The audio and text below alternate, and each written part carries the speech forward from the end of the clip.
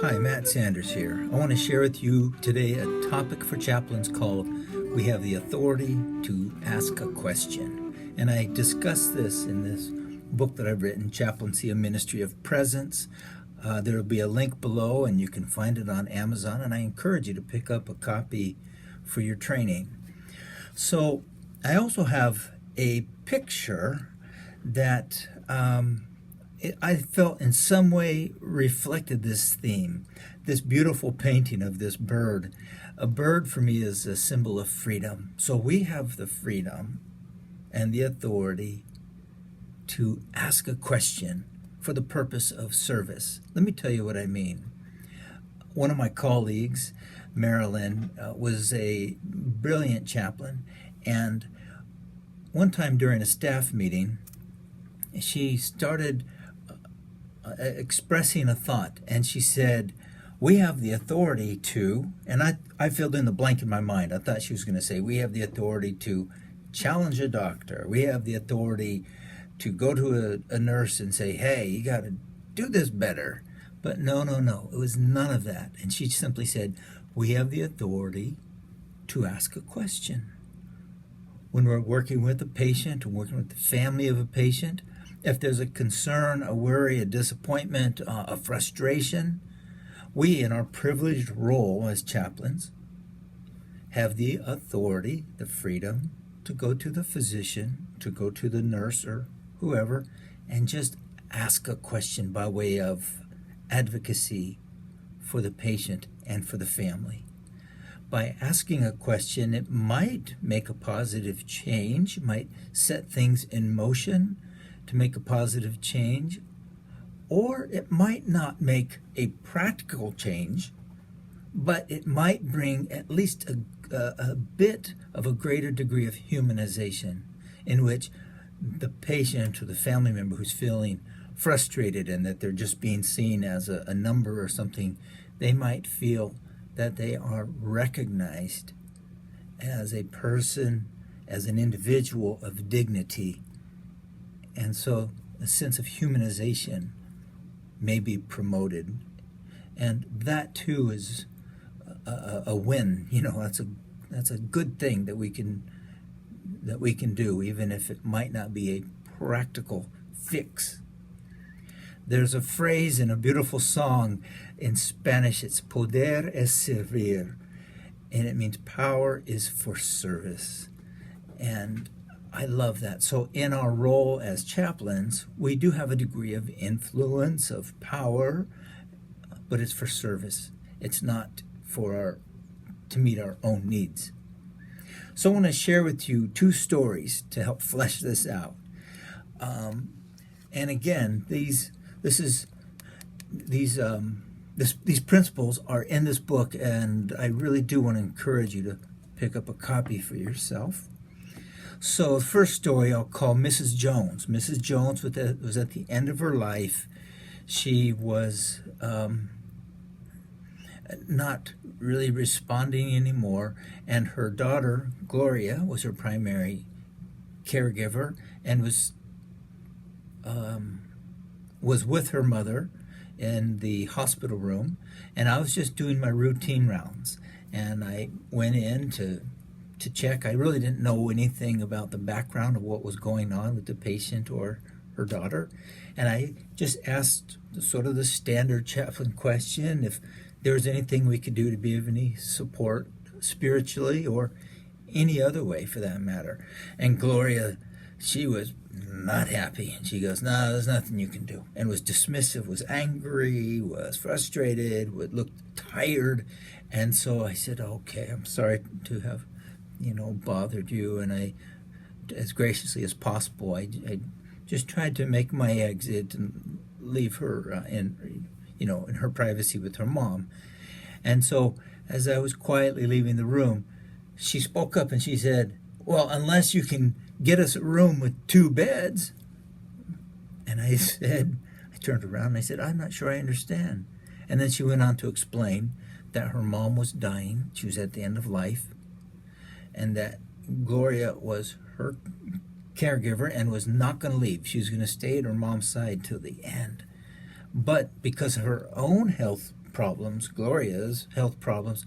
She could not sleep in a chair, in a recliner that even that gets mostly flat. She said she just couldn't because of her own bodily needs. She had to lay flat to get rest and sleep for herself. So I said, "Oh, so what you would like is to get a room for your mom and a separate one for you to lay down." She says, "Yeah, I've asked though, and they can't give it. And you can't blame the staff. Hospital beds are expensive, right?" But I said, "You know what? I said, I can't promise anything, but I can ask the question." That's the whole point of this principle, the authority to ask a question. I said, "Why don't I go at least ask the charge nurse?" And like I said, I can't promise anything, but let me just go see. And so I went to the charge nurse, who happened to be a nurse who I knew well and had worked with for a long time. And he said, paused. He was thoughtful, And he said, he looked at the board and he goes, that room's empty now. That room has 2 beds. We're not expecting anybody else. Okay. He goes, "You know what? I think we can make it happen." And so he did. And so I had the privilege to go back and say, "Hey, Gloria, guess what? We're going to get a room for your mom and a separate one so you can lay down." That was really rare, but it was beautiful that it worked out so she could be there for her mom and also get some rest for herself. So we don't have the legitimate authority to be aggressive, to go to staff and to have a chip on our shoulders and say, "Hey, have this attitude." No, we don't have legitimate authority to be like that. Why? Because that violates the law of love and of respect. But we do have the legitimate authority, acting out of love and respect for our fellow human beings, to ask these questions, to advocate for others. And there's that beautiful phrase, "You have not because you ask not." Well, in our position as chaplains, we have a degree of authority that a family member might not have. And the family member may ask the same question, but if we really have listened to the family member and have a real sense of wanting to see the best, the good of the whole of all the people, of the staff, of our needs, of the patient and family, then our words, for some reason, can have more authority than may carry a little bit more weight. I hope that part was clear.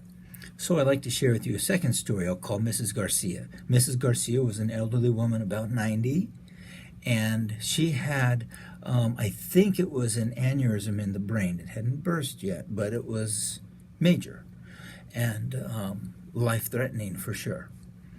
And so the doctor was a young doctor, very good-hearted young physician. He called a family meeting, and he met with the son, daughter-in-law, I think, a couple of daughters and grandkids. There must have been 15 people in this family meeting, but not at the bedside. The patient was in a room, and the family meeting was away from the patient herself. And the doctor was talking about options. And there's the option for surgery, brain surgery, to try to take care of this. Again, I think it was an aneurysm, something like this. And the family it was wrenching for them to think about making this decision. And I noticed that it got to the point in the conversation where we were stuck. And the family only wanted the best for their mom, but they didn't know what was best. And so I remembered, I have the authority to ask a question. And so I said, I wanted to really respect the doctor and his authority. And I said, "Excuse me, doctor, may I ask this question? Is the patient herself alert and with it?" And everybody in the room says, "Oh, yeah." By the way, she was Spanish speaking.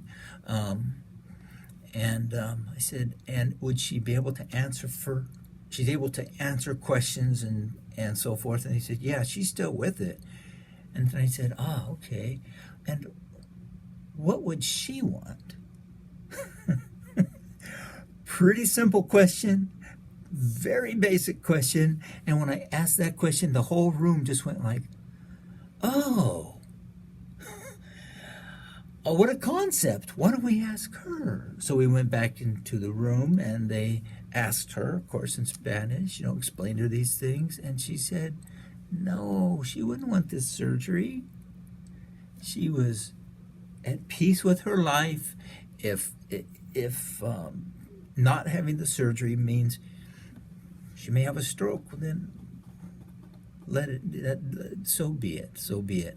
So that was a simple resolution in terms of plan of care. At that point, instead of going, putting her through surgery, oh gosh. So that was a beautiful example for me to remember the authority to simply ask a question. So I think I will leave it at that for now.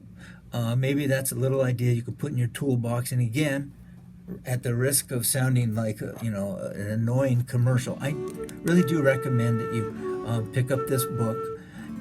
This little lesson today is one of, hopefully it'll be a series on elements that are in this book.